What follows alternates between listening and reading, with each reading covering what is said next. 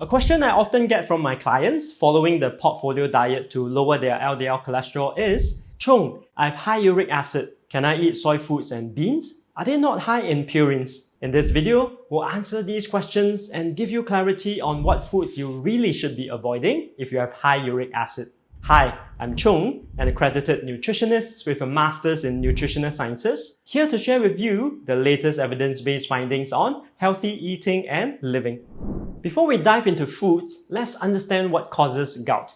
Gout attacks occur when uric acid crystals form in your joints and the body then launches an inflammatory response as it sees the crystals as a foreign substance. As such, high uric acid levels in your blood, which makes it easier for the crystals to form, is one of the main risk factors for developing gout. It is therefore generally recommended to maintain uric acid levels below 6 mg per deciliter to minimize the risk of gout. If you already have gout, the uric acid target will often be even lower. Uric acid levels are then affected by diet, the body's ability to produce uric acid, and how much uric acid is excreted in urine.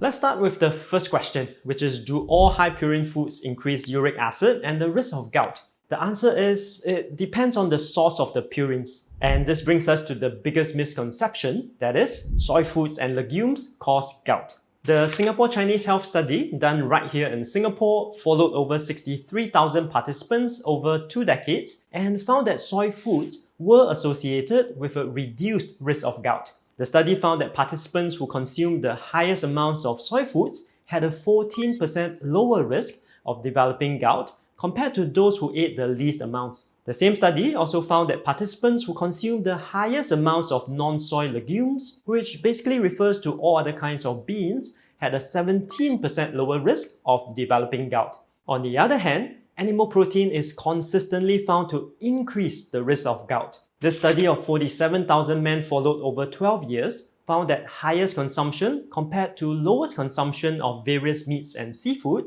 increased the risk of developing gout by 41 to 51%. Why is there this difference between animal and plant sources of purines? Before I go into that, if you learned something in this video, help me hit the like, share and subscribe buttons and turn on the notifications. You could also check out this other video where I dive into other health benefits of soy foods. Plant proteins and animal proteins confer opposite risk on developing gout for a few reasons. The first reason stems from a possible confusion that all high-protein foods contain a lot of purines. Even though soy and legumes are good sources of plant protein, the amounts of purines they contain are much lower than what is found in animal sources of protein. For example, 300 grams of firm tofu contains 93 milligrams of purines, while 100 grams of chicken breast contains around 141 milligrams. As such, firm tofu contains only 66% of the purines found in chicken breast, even though both servings contain the same 30 grams of protein. Second, purines come in different forms, 3 of which are adenine, guanine, and hypoxanthine. Of the 3 forms, hypoxanthine appears to increase uric acid levels more than adenine and guanine. When analyzed, most of the purines in soy and legumes are adenine and guanine, while at least 50% of the purines in meats and seafood would be from hypoxanthine.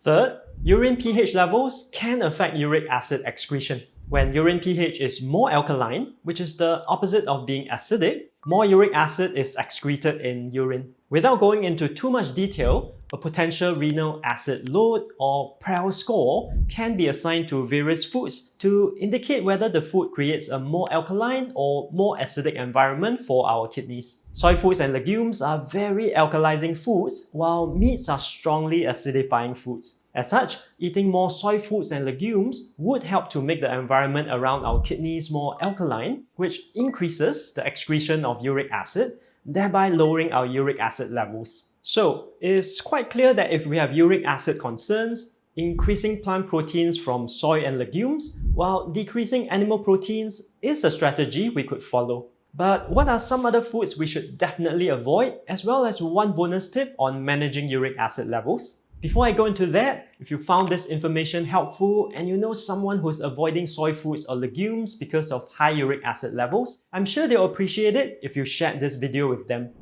What are 2 other foods that you should avoid with high uric acid? Besides reducing the intake of animal protein and seafood, the second thing to avoid is alcohol. A prospective study of over 47,000 men found that compared to non-drinkers, drinking between 1 to 2 drinks per day was associated with a 49% increased risk of developing gout. This association was particularly strong for beer, where drinking up to 1 beer per day was associated with a 75% higher risk. The third food to avoid is sugar-laden beverages. This study showed that compared to less than 1 serving per month, having 1 serving of sugar-sweetened soft drink per day was associated with a 45% higher risk of gout. This would also apply to fruit juices, where having 1 serving of fruit juice per day was associated with a 74% increased risk.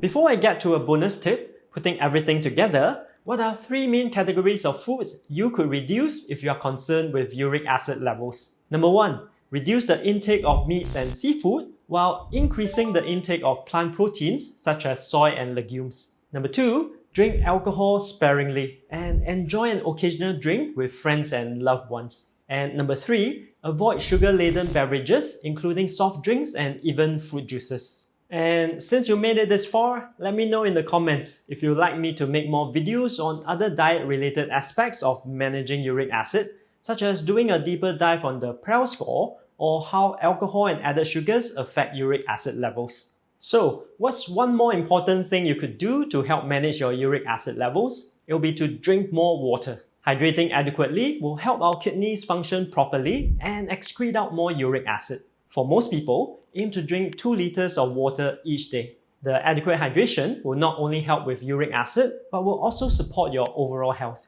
If you're trying to incorporate the portfolio diet but have concerns on eating more soy foods or legumes, I do hope this video has helped to alleviate some of those concerns. I'm Chung from Nutrition Domus, and if you are keen to find out more about one-to-one functional nutrition counseling, where I help you personalize your nutrition to your specific health goals, head over to my website, nutritiondomus.com, and sign up for a free strategy session. In the meantime, check out these other videos where I explain how you could use various foods to reduce your risk of cardiovascular disease. See you in the next video.